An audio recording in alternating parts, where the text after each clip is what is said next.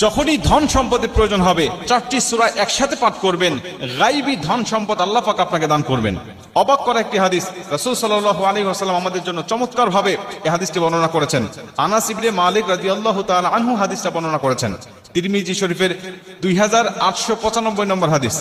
তিনি বলছেন, আন্না রাসূলুল্লাহ সাল্লাল্লাহু আলাইহি ওয়াসাল্লাম ক্বালা লিরাজুলিন মিন আসহাবি, রাসূল সাল্লাল্লাহু আলাইহি ওয়াসাল্লামের কাছে একজন সাহাবী আসলেন। নবীজি তাকে জিজ্ঞাসা করছেন, হে সাহাবী, হে অমুক, তুমি কি বিয়ে করেছো? তিনি বলছেন, ক্বালা ইয়া রাসূলুল্লাহ, আমি বিয়ে করি নাই। আল্লাহর কসম, আমি এতটা গরীব যে বিয়ে করার জন্য যে সম্পদের প্রয়োজন, এই সম্পদ আমার কাছে নাই। আমি এতটাই গরীব যে বিয়ে করার জন্য যে মালের প্রয়োজন হবে, সম্পদের প্রয়োজন হবে, এইটুকু সম্পদ আমার কাছে নাই। নবীজি, আমি কেমনে বিয়ে করব? নবীজি সাল্লাল্লাহু আলাইহি ওয়াসাল্লাম বলছেন, ক্বালা আলাইসা মাআকা কুল হু আল্লাহু আহাদ, তুমি কি সূরা ইখলাস কুল হু আল্লাহু আহাদ আল্লাহুস সামাদ লাম ইয়ালিদ ওয়া লাম ইউলাদ ওয়া লাম ইয়াকুল লাহু কুফুয়ান আহাদ, এই সূরাটি পারো না? তিনি বলছেন, ক্বালা বালা ইয়া রাসূলুল্লাহ, আমি পারি তো এই সূরাটা।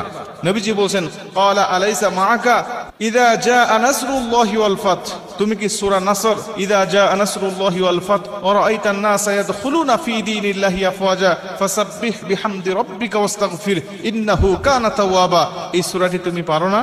সাহাবী বলছেন, ক্বালা বালা ইয়া রাসূলুল্লাহ, এই সূরাটি তো আমি পারি। নবীজি বলছেন, ক্বালা আলাইসা মাআকা, হে সাহাবী, তুমি কি কুল ইয়া আইয়ুহাল কাফিরুন, এই সূরাটি পারো না? কাফিরুন সূরাটা কি তুমি জানো না? তিনি বলছেন, ইয়া রাসূলুল্লাহ, এই সূরাটাও তো আমি পারি। মুসলমান ভাইরা আমার, নবীজি সাল্লাল্লাহু আলাইহি ওয়াসাল্লাম তাকে আবারও জিজ্ঞাসা করলেন, ক্বালা আলাইসা মাআকা ইযা যুলজিলাতিল আরদু জিলজালাহা, তুমি কি সূরা জিলজাল পারো না?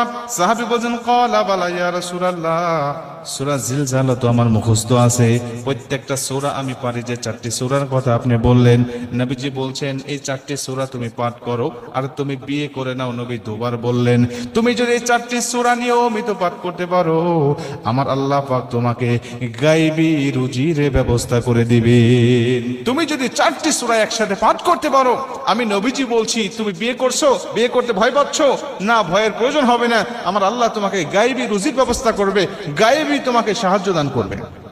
এই হাদিস থেকে প্রমাণ হয়, যদি আমরা এই চারটি সূরা সকাল বিকাল যখনই আমাদের মনে হবে, বা 5 ওয়াক্ত ফরজ নামাজের পরে যখনই আমাদের স্মরণ হবে, মনে হবে, তখন এই চারটি সূরা যদি আমরা পাঠ করতে পারি, এই চারটি সূরাই কিন্তু ছোট্ট ছোট্ট সূরা, আর আমরা নামাজের মধ্যে এই সূরাগুলো তেলাওয়াত করি সবচেয়ে বেশি।